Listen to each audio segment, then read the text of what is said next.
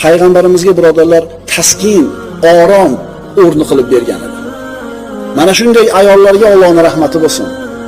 Erini ko'chadagi g'am tashvishlarini yengishlikka yordam beradigan ayollarga Allohning rahmati bo'lsin.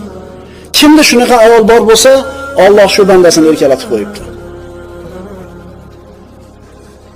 Uyga kirganda ham tinchlik, huzur, halovati bo'lmaydigan erkaklar bor. Alloh insof bersin bunaqa ayollarga. Alloh insof bersin. Xadicha onamiz roziyallohu anha qiyomatgacha keladigan muslima ayollarga ibrat bo'ladi. Chunki kamol topgan 4 ta ayolning bittasi Xadicha bint Xuvaylid roziyallohu anha edi.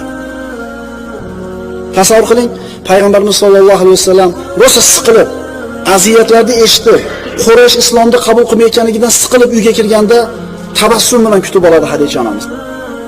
Shirin so'zlar bilan, samimiy tabassum bilan qarshi oladi.